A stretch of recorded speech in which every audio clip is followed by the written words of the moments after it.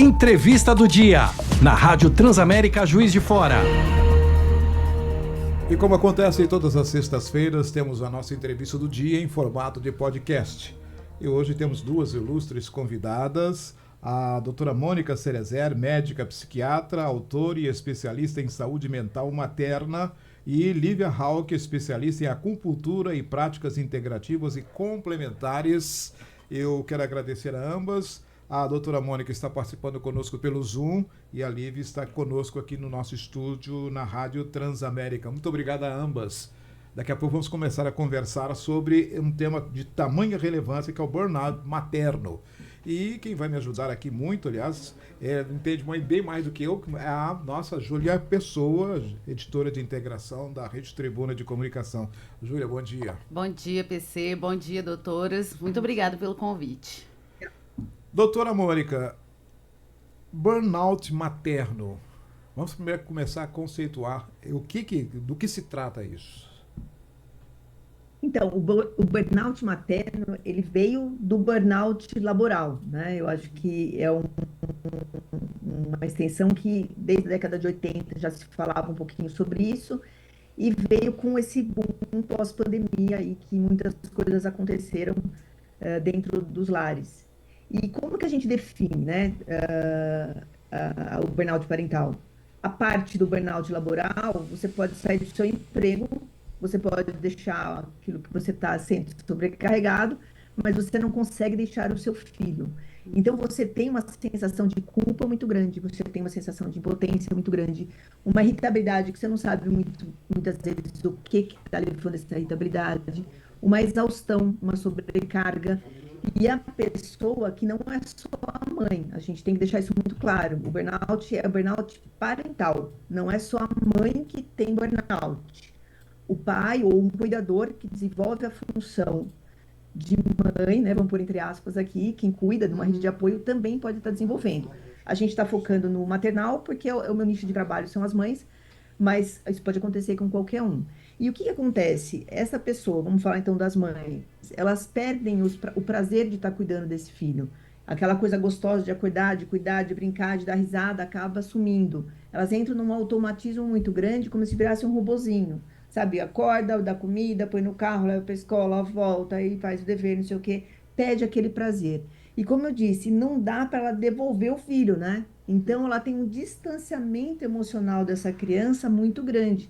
Então, se a gente for resumir, tem um esgotamento emocional e físico, tem essa questão de um distanciamento do filho, tem uma perda do prazer e tem uma coisa de se comparar com como ela foi antes. Então, ela tem uma ideia de como ela foi e como ela está. Isso gera culpa, muitas vezes vergonha e um desconforto muito grande. Então, resumidamente, esses são os pontos principais para a gente falar em termos de característica de um burnout materno, né? Ou parental, se a gente for falar melhor colocado. Lívia, você trabalha com práticas integrativas, acupuntura e aromaterapia. Pode aliviar também esses sintomas? Você trabalha com essas personagens também? Na maioria das vezes eu começo com essa mulher quando ela ainda está grávida, né? E aí passa o processo de gestação, de parto, que eu também trabalho.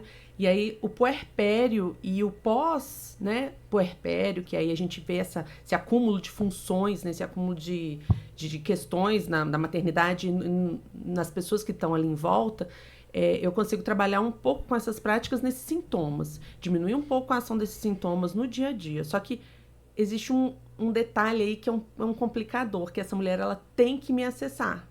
E às vezes ela não consegue acessar uma terapia, ela não consegue acessar uma psicóloga, não consegue acessar a psiquiatra para conseguir virar essa chave, né? Então, muitas vezes, essa mulher ela vem para mim indicada de um psiquiatra, indicada de um terapeuta, para que eu possa estar ali com as práticas, aliviar um pouquinho esses sintomas.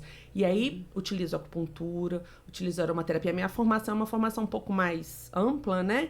Utilizo fitoterapia, massagem, reflexo, aurículo. Tem toda uma prática que eu vou ver o que essa mulher está precisando. Uhum. E um cuidado, porque essa mulher, ela geralmente diminui a perceptividade do que está acontecendo, né? Ela para de pensar, para de sentir. E aí, aos poucos, a gente vai dando estímulos de sensações. E aí, eu não posso também ir com muita sede ao pote, porque senão ela vai sentir tudo ao mesmo tempo e aí ela pode se afundar de novo. Então, é bem individualizado esse tratamento, ele é bem devagarzinho, porque a gente também não pode fazer com que ela perceba e sinta todo aquele vulcão de questões que o corpo dela bloqueou para ela parar de sentir, que é esse burnout materno. E hoje, em saúde, a gente fala muito em prevenção, né? Eu queria saber das duas, na verdade, tanto no campo da medicina tradicional, tanto no campo das práticas integrativas, o que a gente pode fazer preventivamente antes de se chegar a um quadro de burnout materno, burnout parental, antes que chegue-se a uma crise, né? É possível tomar ações preventivas? Você sabe que eu posso fazer uma parte no que a Lívia falou, que eu acho que é muito interessante o que ela trouxe, porque uma das coisas, juntando a sua pergunta com o que ela trouxe, a gente precisa fazer com que isso se torne mais conhecido. Porque as pessoas, assim como um burnout laboral, muitas vezes elas não se percebem estressadas e elas só vão se perceber estressadas quando elas entrarem na fase 4 de estresse, que realmente ela está com a língua de fora, falando português claro, e aí chegam os encaminhamentos para a Lívia, como eu encaminhei para muitas pessoas também para trabalhar junto comigo, quando eu pegava casos de pessoas estressadas nesse nível. Então, a gente precisa fazer primeiro com que existe uma política pública também, no sentido de aumentar a responsabilidade não só de uma empresa, enfim, mas do governo, no sentido de estar funcionando com uma rede de apoio formal, que precisa. Então, se a gente pegar pessoas que têm uma condição de buscar alívio ou me procurar, no grupo de mães que eu faço, ou no método PARE, que é trabalhar a parte cognitiva, de redirecionar o meu trabalho, como eu lido com o estresse, como eu lido com os fatores que me geram esse burnout, tem pessoas que não conseguem fazer isso, não tem onde deixar os filhos. Então, é uma coisa macro. Então, o que a gente precisaria fazer? Equilibrar, porque o que gera o burnout parental é um desequilíbrio entre o estresse parental e a rede de proteção que ele tem. Então, quais são os fatores de proteção que eu tenho? A gente classifica, por exemplo, estresse parental, pessoas extremamente perfeccionistas, pais perfeccionistas, alto nível de exigência, que não têm uma rede de apoio, que não têm uma parentalidade consciente. Então, a gente sabe que aqui no Brasil é muito mais a mulher que cuida. Então, a mulher entrou no mercado de trabalho, mas ela tem as funções de casa. Você cuida dos filhos. Isso está mudando, mas uma grande massa ainda está dentro disso. E isso a gente fala de fatores de estresse e uma baixa inteligência emocional. Isso é treinado. A gente trabalha isso com um método que eu faço no consultório, chama método PARE, que é trabalhar como eu lido com a minha autorregulação. Será que eu consigo me corregular? Porque se eu não cuido de mim, da minha criança interior, como que eu vou cuidar da outra criança? Se eu não sei que eu preciso disso, daquilo, quais são as minhas necessidades, como que eu vou cuidar da necessidade do meu filho? Como eu vou conseguir falar com meu marido, com meu parceiro, com a minha parceira? Não acontece. Então, aumenta esse fator de estresse parental e eu não cuido dos fatores de proteção, que é a autocompaixão, que é eu me tratar com respeito, com amorosidade, com carinho, com cuidado, sendo gentil comigo, sabendo que eu posso, muitos não podem, né? Mas eu posso delegar, tem pessoas que não delegam, né? Então, aí a questão da rede de apoio é importante. Então, como a Lívia trouxe, muitos não chegam para a gente, chegam quando alguém encaminha. Então, o que fazer também? A gente precisa educar profissionais, professores que sejam, porque a gente pega muitas mães dentro de escola que estão descompensadas, mas não percebem. E pode passar por aquele estresse, aquela sobrecarga normal da gestação, né? E não é bem assim, porque esse estresse parental, ele é um estresse crônico. E se eu cheguei no estresse parental, no burnout parental, desculpa, eu já estava estressada antes. E como que eu não vi antes? Como que eu não pedi ajuda? Por que eu não procurei alívio antes? Sabe? Então, assim, não é aconteceu, vem acontecendo. E como eu não percebo? Porque muitas vezes não tem esta informação desta forma para elucidar que a gente precisa ter um olhar mais cuidadoso com essas pessoas, né? Antes da Lívia responder a indagação da Júlia, eu queria fazer uma pergunta de boa parte das pessoas que acompanham o nosso programa, doutora. Que as mulheres trabalham hoje no terceiro turno, seja você no consultório, seja a Lívia no consultório, mas também pessoas que trabalham como jornalistas, trabalham o dia inteiro e chegam em casa, ainda tem o terceiro turno para... Como a mulher vai distinguir, especialmente a mulher distinguir entre aquele cansaço já fruto dessa jornada tripla do estado mais crítico do burnout? Então, a gente tem alguns fatores, como eu disse, existe uma culpa, existe da gente estar não dando atenção desejada para os filhos, existe uma vontade de largar tudo, ir para a cama e dormir, não fazer nada, existe.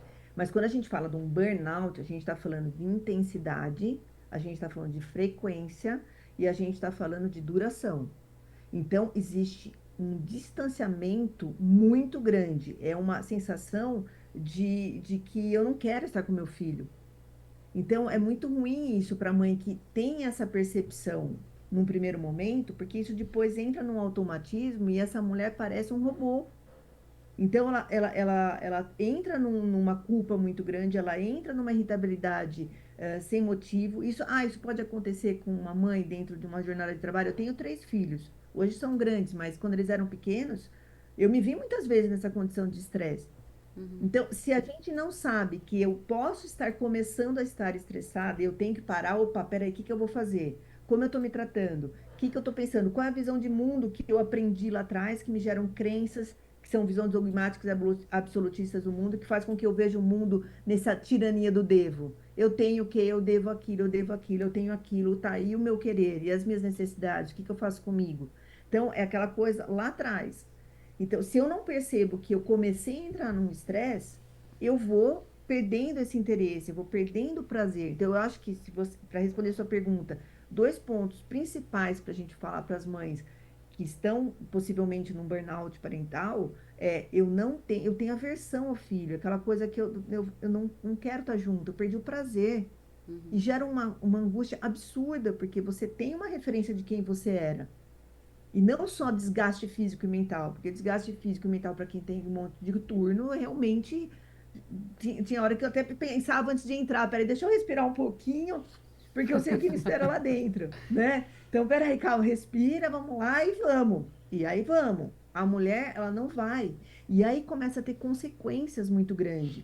Começa a ter efeito nas crianças. Essa mãe, ela começa a estar entrando num nível de falta de percepção, de autorregulação emocional, vamos dizer assim, que ela acaba negligenciando esse filho, negligenciando essa criança. Ela acaba passando a ter abusos, sejam eles físicos ou verbais.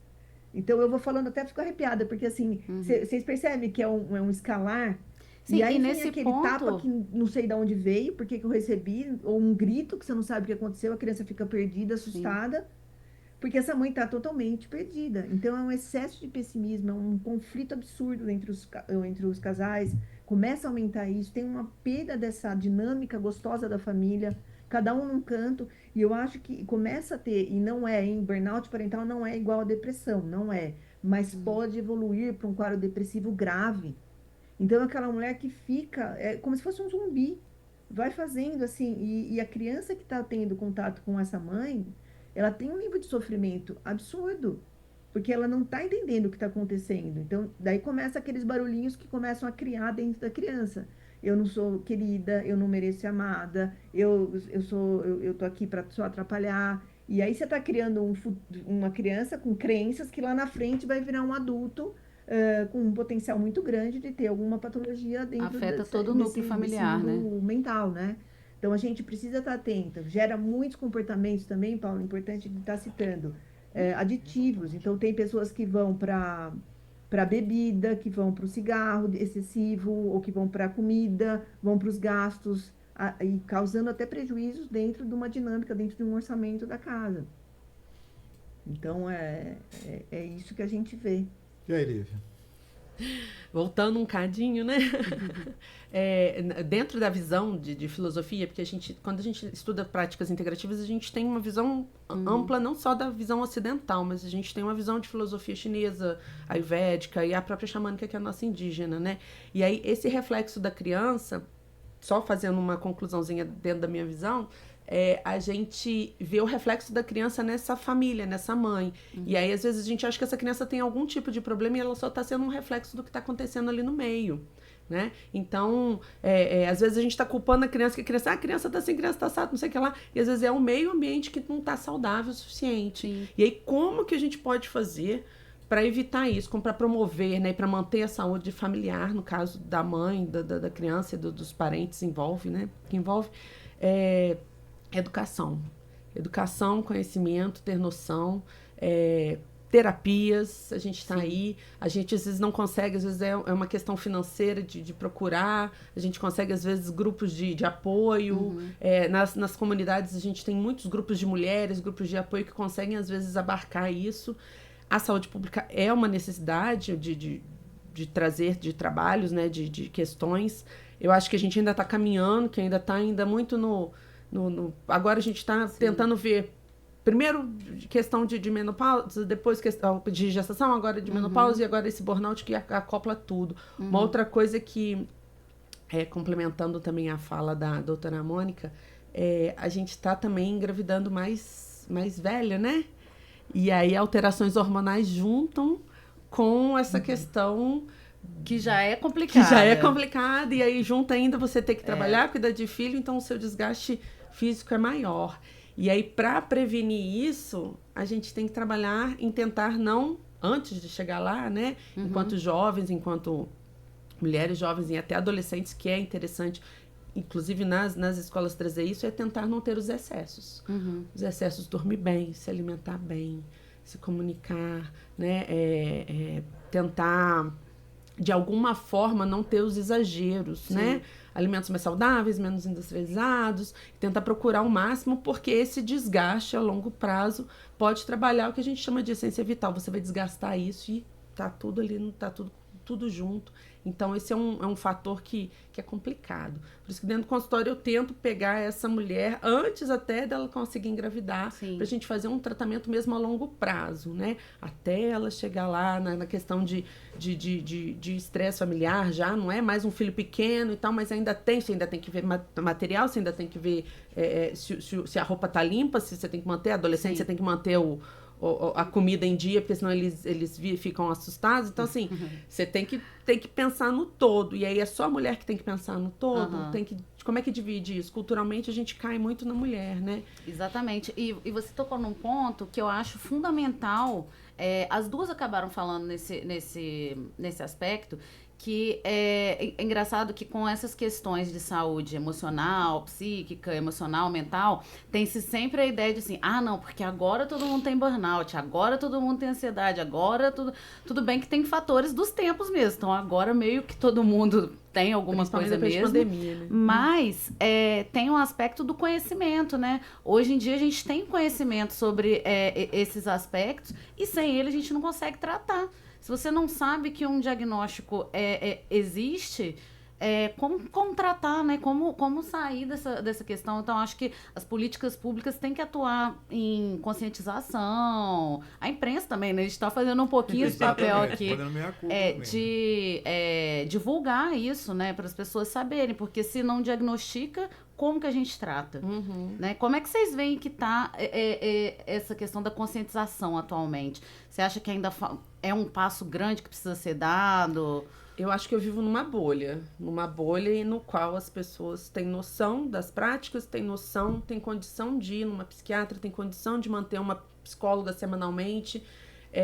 E aí, nessa bolha, a gente consegue, desde a gestação, que ela tenha uma consciência, uma fala, para quando esse bebê vier, para quando essa criança tiver as suas necessidades, para a possibilidade dela falar com o companheiro ou a companheira do que está acontecendo. Eu acho que nessa bolha, que é uma bolha pequena, a gente tem uma evolução. Mas quando a gente olha em grande escala, nós temos uma família de uma mãe que precisa sair 6h30 da manhã e volta às 7, 8 horas em casa. Que essa criança, não sei como é que foi, saiu da escola, ainda tem que fazer outra coisa, ela ainda vai ter que procurar um psicólogo, ela ainda vai ter que entrar numa fila do SUS para conseguir...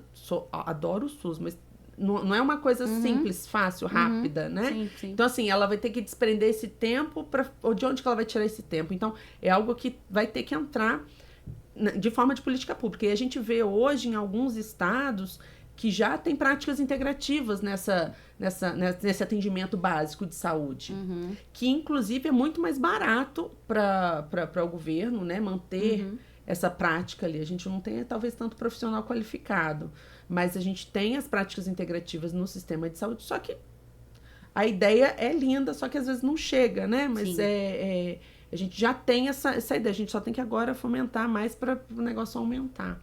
Mas é prevenção e promoção da saúde. Quando você fala com uma pessoa de prática integrativa e complementar, o primeiro objetivo de tratamento é promoção e prevenção da saúde. Se você conseguir ter este objetivo na terapia, você já está com meio caminho andado. E aí, doutora? Eu acho que o que a Lívia trouxe é um ponto importante, por isso que eu reforcei bastante como o que fazer. Eu acho que é mudança de política pública. E isso é um assunto delicado, porque a gente sabe que é complicado, né? Uma coisa é o que a gente vê como possíveis caminhos, a gente sabe que a verba muitas vezes não é destinada para esse lugar, enfim, cada estado tem uma situação. Aqui na minha cidade a gente vê desvio de dinheiro absurdos, pessoas que não são pagas, enfim. Então é um tema complicado. Agora, dentro do que a gente pode fazer aqui, que é aquela coisa de um grãozinho de areia, eu acho que é trazer informação. E o que eu vejo muito no grupo de mães que eu faço, chama Mães que Ajudam Mãe, são muitas pessoas que precisam, tão ávidas por ajuda, chegam lá muito exaustas, muito cansadas, mas existe uma necessidade de trazer informação que para que haja mudança, para que eu não chegue num burnout, a gente precisa estar buscando esse autoconhecimento. Então, eu costumo sempre falar que a gente tem 4 etapas para seguir, que é o autoconhecimento. Só que buscar autoconhecimento, a gente tem que olhar para a nossa dor. A gente tem que olhar para a dor da nossa criança interior, que a gente já falou da outra vez, Paulo, e que as pessoas não têm o hábito de fazer isso. Então, nem sabem o que é isso. O que é isso? Se eu não cuido de mim, se eu não me priorizo, se eu não me coloco como a pessoa mais importante do mundo, eu não consigo fazer isso com meu filho. E eu vou entrar num piloto automático tão grande que quando eu percebo, eu simplesmente estou fazendo não sei nem por que eu estou fazendo. E aí eu chego nesse burnout. Então é uma falta de consciência, é uma falta de aceitação de quem eu sou, quais são os meus limites, como eu funciono, meu perfil de personalidade, meus traços de caráter. Porque se eu não sei de nada disso, eu não consigo criar ferramentas. Porque eu preciso de ferramentas, a gente precisa ensinar ferramenta para esses pais, porque muitos pais chegam num burnout porque eles não sabem lidar com os fatores de risco da maternidade, porque eles não conseguem estar lidando com os eventos estressores do dia, e eles não têm a ferramenta, eles estão trabalhando em cima de uma parentalidade autoritária, ou desmedida, ou é muito permissiva, e a gente está falando de estar ensinando esses pais a serem mais o que a gente chama de autoritativos, que é ter uma firmeza sim, mas trazer uma gentileza também. Então, de pôr a criança para desde pequenininho, estabelecendo rotina nessa casa. Tem muitas pessoas que não têm essa rotina. Ai, coitadinha, é muito pequena. Ai, não, ele vai se machucar se ele for lavar essa louça. Ai, não sei o quê. Não, a criança precisa, é dela de contribuir. Ela precisa disso. Mas muitas mães, na superproteção, ou porque não tem tempo, quer fazer tudo rápido, não entende que a criança tem um ritmo, mas para ela poder aumentar esse ritmo, ela precisa fazer. Então, são várias coisas, gente, que eu acho que é muito legal vocês estarem abrindo esse espaço aqui na mídia, no sentido de estar trazendo essa informação e fazendo com que haja mais pessoas entendendo que existe uma patologia aí que é muito grave, porque você imagina uma mãe ou um pai ou quem cuida dessa criança nesse nível de negligência, de violência, de briga dentro de casa, isso é sistêmico. Isso vai estar atrapalhando o desenvolvimento emocional e físico dessa criança, como a Lívia trouxe. Então, é importante a gente estar ensinando professores, médicos, sejam pediatras, ginecos, o que for, para poder estar trazendo, opa, essa mulher pode estar com burnout. O que a gente vai fazer? A gente precisa encaminhar, como bem disse a Lívia, dentro da bolha a gente consegue encaminhar, as pessoas podem buscar, de um jeito ou de outro, fazer esse atendimento. Mas na grande massa é muito complicado. Porque muitas delas não têm onde deixar a criança, não tem como vislumbrar. E por isso que é importante, eu reforço a questão aí da gente estar alertando cada vez mais o governo, no sentido de estar trazendo políticas públicas para a gente poder estar trazendo isso como uma possibilidade, que é real e é possível, né? Mas a gente precisa olhar para esse lugar entendendo que isso vai acarretar problema, vai aumentar a fila no SUS, vai aumentar o absenteísmo nas empresas, e aí cai o prejuízo, aumenta o prejuízo, né, nas empresas, ou enfim, dentro do funcionalismo público mesmo. Então, é um assunto delicado, importante, e que a gente precisa pôr uma lentinha de aumento aí para estar olhando com mais carinho. Você está falando aí de Jundiaí, que é São Paulo, o Estádio Rico. Eu estou imaginando assim, o cenário naquele Brasil profundo, por exemplo, Sim. no Nordeste, naquelas regiões mais carentes, que é assim Hoje nós estamos no oásis aqui na região Sudeste em relação às políticas públicas no restante do país. Agora eu queria perguntar também sobre o viés do olhar masculino. O papel do homem também para mitigar um pouco da mulher chegar nesse burnout? Qual que é o papel que o homem pode desempenhar nesse sentido? Porque também nem todos os homens são conscientes disso também. Ele acha que ele tem que chegar em casa, encontrar tudo pronto. Chutaria a maioria, né? A maioria, né? Mas eu acho que essa conscientização está chegando também um pouco, não tá? Porque ele também acaba sentindo os efeitos da mulher também nesse estresse todo, porque às vezes é a falta de parceria dele que leva a esse estágio, não? Sim. E hoje em dia a gente está vendo, por exemplo, no Instagram, que é uma coisa fácil de olhar, né, nas mídias sociais, que tem grupos de pais se juntando para olhar essa esposa, para olhar o que fazer. Pais homens, né? Então, assim, porque a mulher ela já vem culturalmente educada, estruturada na brincadeira para cuidar. O homem não vem estruturado nessa brincadeira, apesar de que eu tenho 2 meninos e tento mudar um pouco essa orientação. Sem querer te cortar, mas é porque tem essa questão, né? De, às vezes, a gente fala, quando as mulheres começam a falar disso, parece assim, não, mas é porque eu fico sobrecarregada e tal. Não é uma coisa tipo, porque os homens não fazem nada, porque não querem e tal. É estrutural. É como os homens são ensinados a ser homens historicamente, né? Eu fiz uma publicação do meu filho pequeno, eu fiz uma publicação do meu filho pequeno, eu fiz uma aula de Chantala online, e aí eu tava em casa, e aí eu fazia com um bebê que era meu de quando era criança, e aí fiz aula de Chantala e tal. Acabou a aula, meu filho foi lá e falou assim, mãe, tem que trocar a fralda agora. Aí eu, do que? Era um boneco? Do que ele? Tem que trocar a fralda, depois da Chantala o bebê faz cocô. Aí ele foi lá e falei, então troca aí você. Ele foi lá e trocou a fralda de pano e tal. Eu tirei uma foto e postei na mídia social. E aí veio um comentário assim, treinando pra ter mais um filho? Aí eu falei assim, não, tô treinando meu filho pra saber trocar a fralda. Exato, Então, né? mas Porque... eu posso falar uma coisa que eu acho que é importante, que a gente não tá falando, isso é necessário. A gente está colocando a culpa nos homens, mas existem mulheres que não deixam os homens participar. Sim. Então, existe aí a gente está falando de crenças, a gente está falando de perfil, a gente está falando de pessoas que são sistemáticas, que são metódicas, que tem que ser do meu jeito.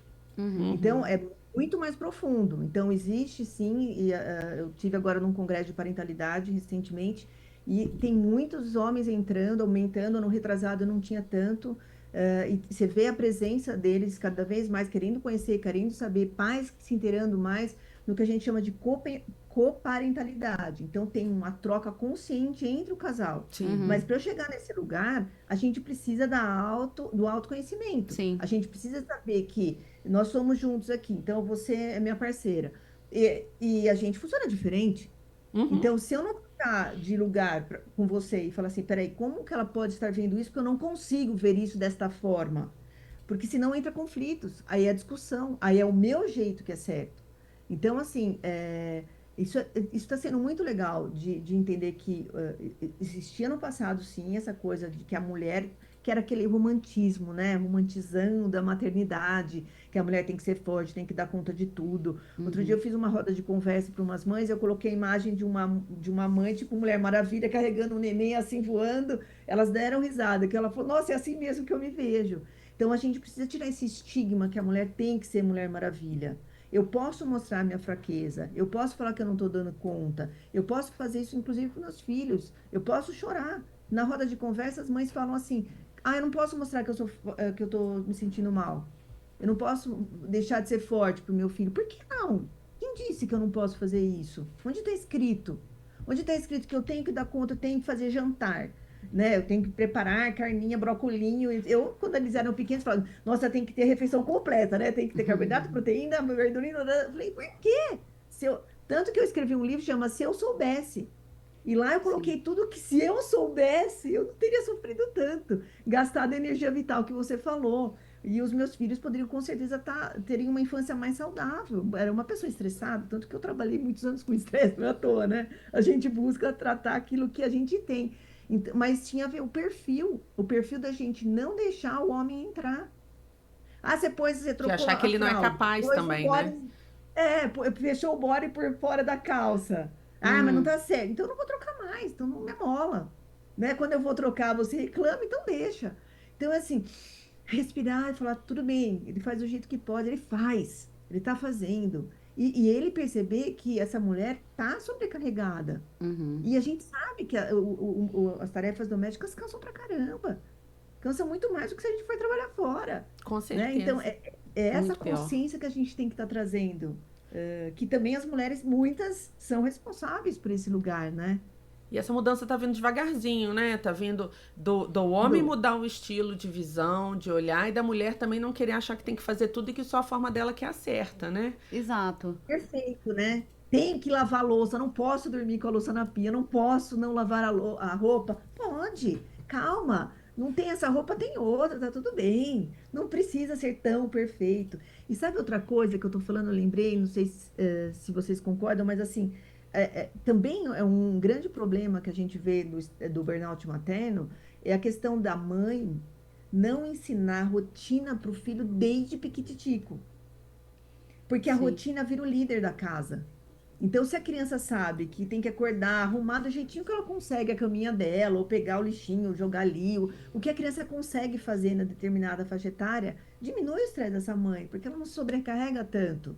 Então, vai crescendo, me ajuda a pôr a mesa, você lava o tomatinho, me ajuda a picar, lavar o alfacinho, nem que você tenha que passar rapidinho depois, mas assim, conforme a criança vai fazendo, ela vai tendo mais agilidade motora, né, fina, ela vai estar mais atenta, ela vai conseguir participar, ela vai conseguir pegar roupa suja quando ela crescer, tacar ela na máquina, separa a corzinha.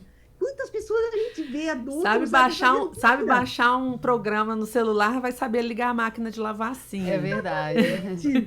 E aí casa e quer que a mulher seja a mãe que teve lá. E aí ela não quer. A gente mora numa comunidade, a casa é uma microcomunidade, né? Isso faz também com que você veja o fora. Você não vai querer jogar um lixo na rua porque a rua é sua também. Você não vai querer jogar um lixo no chão do seu quarto porque você mora ali. Então, assim, essa independência também traz uma resposta legal a essas crianças. Só que quando é muito petititinho, você tem um trabalho maior que depois você vai ter esse retorno. E isso eu acho que é muito estrutural dessa nossa educação de que a mulher é patriarcal, de que a mulher tem que fazer tudo, né? Realmente, lavar louça, trocar roupa de cama, vai tendo idades que aquilo ali vai chegando e é um conjunto, né, gente? Não é uma pessoa que tem que fazer tudo. Uma coisa que me incomoda muito, e é verdade, mulheres, inclusive, são bastante assertivas no mercado de trabalho, são chefes, trabalham dirigindo grupos de trabalho.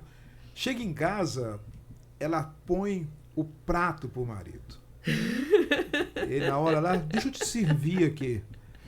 Eu acho. Mas isso me incomoda. Eu acho que se ela quer fazer o prato pro marido. Mas isso é um escapismo. Se ela quer, eu acho que o homem tem que mudar essa cabeça. Claro, Peraí, Paulo, deixa eu cortar. Eu acho que a questão não tá em fazer o prato. Não, isso é importante. Pode falar. Mônica, fica quieta, por favor. Mas eu quero ver se eu entendi o que você falou. Então, uma coisa importante. E não é ser feminista, machista, não é nada disso. Mas existe, filogeneticamente falando, função de mulher, função de homem. Papel de mulher, papel de homem. Então, a mulher fora de casa, ela pode ser workaholic, ela pode fazer o que for, ser uma CEO, blá, blá, blá, blá, blá, blá. Mas dentro de casa ela é a sua mulher.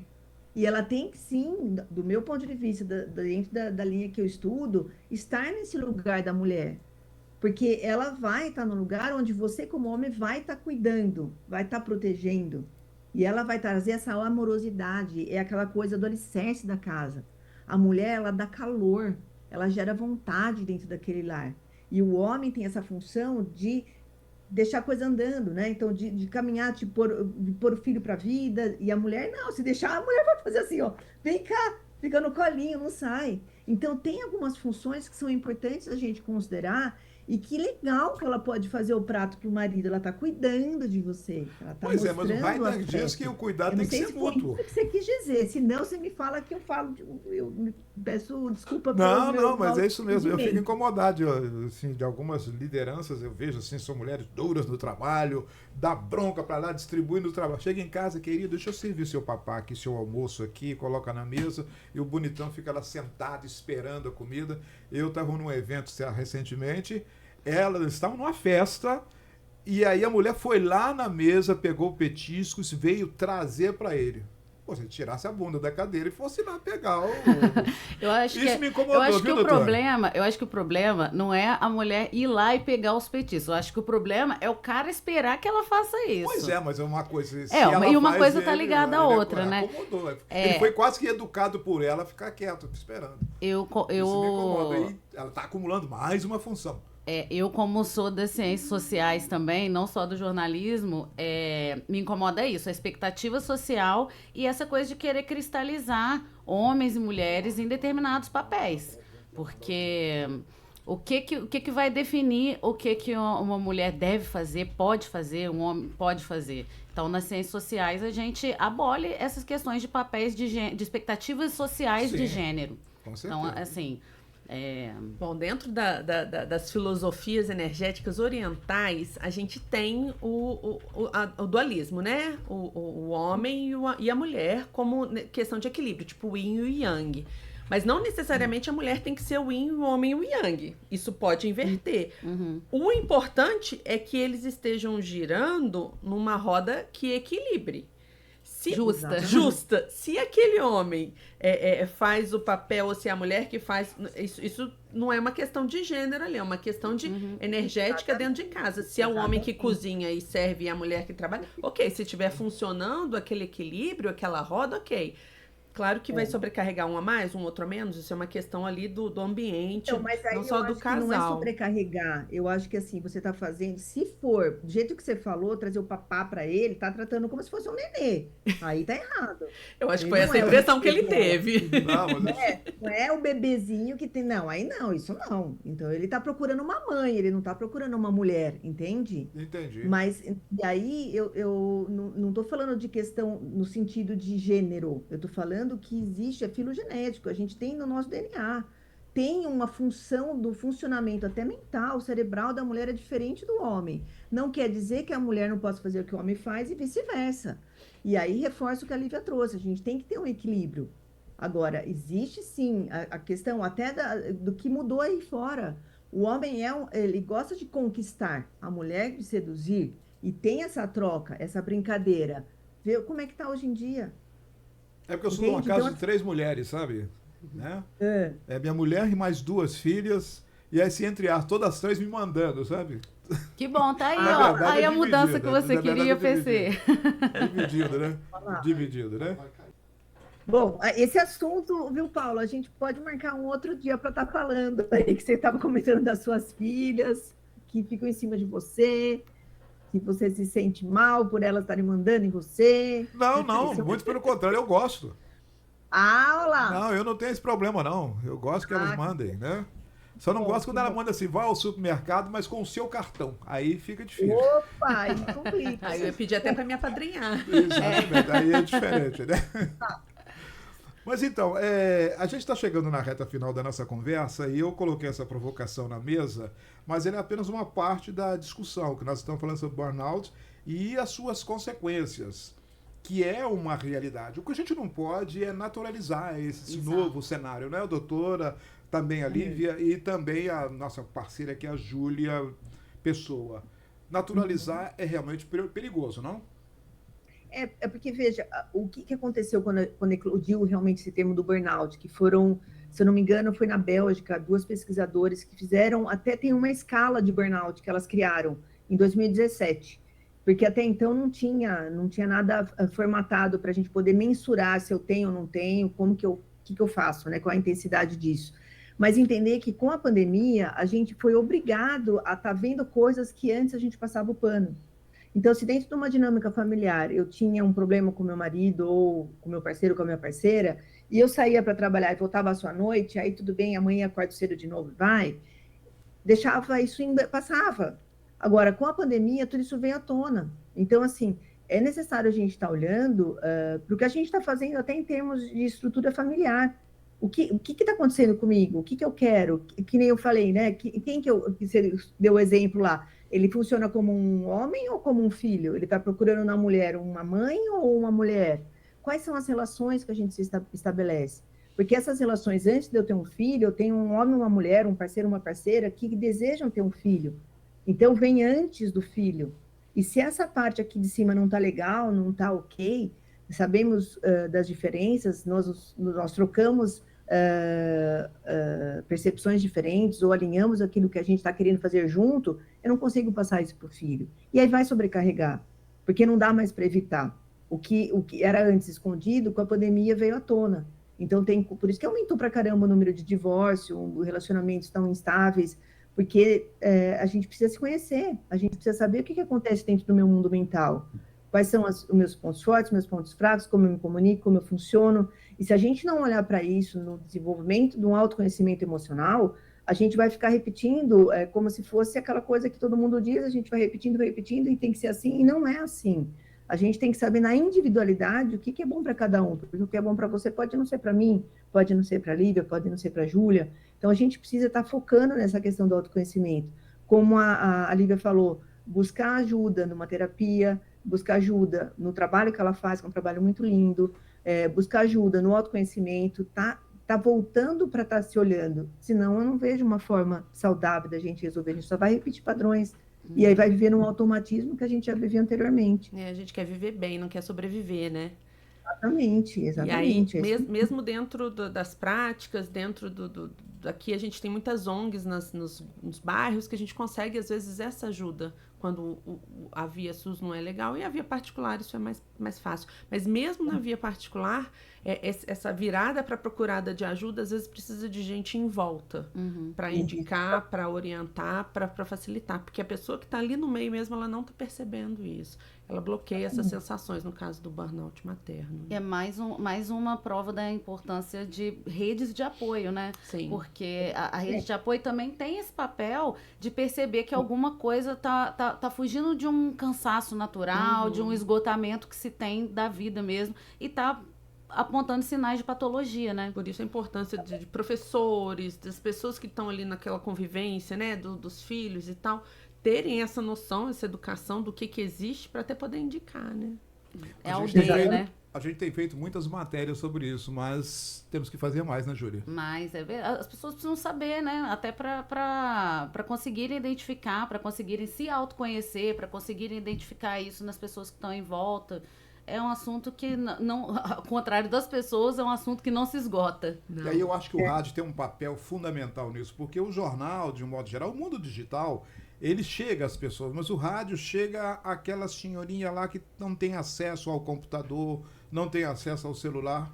E eu vou gabar agora, vocês um e essa pouquinho. Conversa que a gente está tendo aqui está chegando nessas mulheres. Porque quando a gente tem essas mídias que chegam muito fácil, tem muita enrolação, muita informação que não é legal, vem uma onda de coisas que às vezes a pessoa acha que ela vai lá e toma um óleo essencial e vai arrumar todos os problemas da vida dela, e aí vai só prejudicar o estômago, e aí tem outras questões. Sim. Então, assim, na rádio a gente já tem, vocês já dão uma filtrada nesse conteúdo de informação, né? Nós estamos aqui com duas especialistas aí. Isso para mim é muito importante.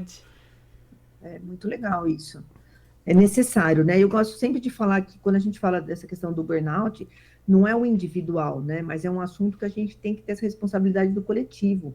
Então, é importante a gente tá falando disso para estar tocando realmente essas questões, como ele já falou, da rede de apoio. Tem a rede de apoio formal e a informal. A formal tem que estar se mostrando mais aí, com mais responsabilidade. Tem que estar cuidando dessa massa, dessa mulherada toda aí que precisa de apoio. Eu atendi várias pessoas, enfim, um dia que eu atendia sem cobrar nada, então eu atendi muito isso, você vê isso, você fala, poxa, o que eu falo para uma pessoa que tem rede de apoio, não dá para falar para essa pessoa que não tem, porque ela não vai fazer, então eu vou só escutar, eu vou estar aqui só acolhendo, porque a gente vê que toda a dinâmica dela, a patologia dela, ela só está deprimida daquele jeito, porque ela não tem um marido que dê apoio, que é um marido que chega gritando, ou batendo, ou esculachando, ou falando um monte de coisa, não cuida do filho, o filho que vai para a droga, o filho que vai para um comportamento não adequado, porque não é visto, não é cuidado, porque tem uma mãe que não é vista, também não é cuidada. Então, é um desamparo total. Então, a gente tem que ter... Eu sempre levanto aqui em Jundiaí essa bandeira de a gente precisa estar levando isso para a política pública, para que for. Eu converso com o vereador, converso com um monte de gente aqui, me ajuda, por favor, no grupo de mães que eu faço, nas rodas de conversa que eu faço, da importância da gente estar fazendo isso chegar para mais pessoas, porque é só trocar de lugar, né, gente? Não é simples. Empatia, né? Imagina, com 3 aqui, quando eles eram pequenininhos, tendo uma pessoa que me ajudava, era uma loucura, trabalhando pra caramba, em 3 lugares, São Paulo, não sei o quê. Imagina que não tem, vai fazer o quê com essa criança? E o que vai ser dessa criança? Entende? Às vezes não consegue creche, ou quem cuida também tem outro para cuidar, e aí o que vai passar? Essa criança ela vai ser negligenciada de alguma forma. Isso vai impactar lá na frente, quando essa criança crescer. O que a gente está formando? Os primeiros 6 anos de vida é o alicerce do crescimento emocional dessas crianças. Se a gente não dá base, o que vai ser? Vai ter alguma coisa. Aí pega um monte de adolescentes que eu tratei se mutilando, tentando se matar. E é isso que a gente vê hoje em dia. Um monte de jovens, adultos jovens, que funcionam mais como crianças, que não sabem fazer nada. Ou que querem tudo pronto, porque foi permissivo demais. Eu quero agora. Porque quando ele brecava... Eu vi no shopping esse final de semana, uma criança, ela queria a mãe com sorvete, e ela queria uma... Eu não entendo, gente, cena, hein? Tá? Corte vertical, não sei, não vou adicionar comentário, porque eu não sei. Foi o corte que eu vi. Eu entendi que a menina queria o copinho, e a mãe tinha pego no cone. E a menina começou a bater com a sacola da mãe. Eu quero, cadê? Não sei o quê. Falei, gente, como assim? Né? Antigamente, eu não sei de vocês, Antigamente era chineloterapia, era só né? um olhar, você imagina, não tinha nem possibilidade de fazer um negócio desse. Ou então chineloterapia, né? No meio do shopping, né? No meio do shopping. Não, apanhava na frente dos outros. Mas Né? não tinha Passava nem vergonha chance ainda. de fazer isso. Então, assim, eu acho que é unir, eu não acho que é dicotomizar, eu não acho que são os extremos, não é aqui ou ali, é todo mundo tá junto, gente, a gente tá no mesmo barco. Quanto mais a gente dicotomiza, quanto mais a gente divide, quanto mais a gente acha que esse é certo e esse é errado, um vai ficar apontando o dedo para o outro, só que a gente esquece de uma coisa. Eu acho que eu falei isso na outra vez, Paulo. Vocês estão vendo minha unha? Sim. A minha unha, vocês estão vendo? Não. Não. Na unha não, somente só a sua mão. Então, mas como que vocês não estão vendo unha? Eu estou vendo unha. Como que vocês não estão vendo? Perfeito, perfeito. Ah, que absurdo! Entende? Então, assim, para vocês verem, eu vou ter que virar e vocês estão falando, agora eu estou vendo. Então, eu tenho que fazer essa troca de cadeira. A gente não tem esse hábito de fazer troca de cadeira. Porque a gente acha que tem aquela coisa do certo e do errado. O meu ponto de vista, da minha razão não existe. Não existe. Cada um tem uma história, cada um tem uma vivência. A gente tem que acolher, a gente tem que ter escutativa. Entender que você pode ter um ponto de vista, como eu trouxe da questão, né, da filogenética. Tá tudo bem, você pensa de um jeito, eu penso de outro, tá tudo bem, não tem problema, existe um monte de teorias, a gente pode escolher cada um a sua, tá tudo bem, respeito, tá certo. Aí a gente está mostrando amorosidade, a gente está mostrando compaixão, a gente está mostrando afeto, a gente está mostrando troca, aí eu consigo criar vínculo. Agora, se o meu tá certo e o seu tá errado, você já muda até a postura, daqui a pouco tá discutindo, vira as costas, vai embora. Como é que a gente educa? Como que a gente cuida da nossa criança interior? Como que eu escuto a minha necessidade? Como é que eu consigo me acolher? A gente não faz isso. Aí a gente fica só lá, dando chicotada na cabeça, se termina o dia exausto, com a língua de fora, um monte de cortisol, adrenalina, babando cortisol, que é o hormônio do Ah, é estresse. saúde. Doutora Mônica, você e a Lívia aqui, eu só quero agradecer, mas eu quero já antecipar para vocês que este não é um tema que se esgota neste programa. Nós voltaremos a tê-lo à nossa mesa porque é de extrema relevância. Sim, a gente tem que sim. discutir a questão mental e isso é fundamental para a própria sociedade, para as mães, para pais, filhos, enfim, para todos nós. Então, eu só tenho que agradecê-las por essa participação conosco aqui, doutora Mônica, doutora Lívia, e agradecer a minha parceira Júlia Pessoa, mas voltaremos a falar sobre isso, tá ok, gente? Gratidão, gente. Muito Foi um obrigada prazer. por me chamar aqui. Até Obrigada a todos por próxima. nos Muito ouvir. obrigada, Muito obrigada gente. a vocês. Um prazer conhecê-las. O Paulo já conhecia. Prazer Igualmente. conhecê-las. Igualmente. Gente, um Beijo. abraço a todos Com e Deus. muito obrigado aí pela participação. Sexta-feira tem mais podcast. Entrevista do dia, na Rádio Transamérica Juiz de Fora.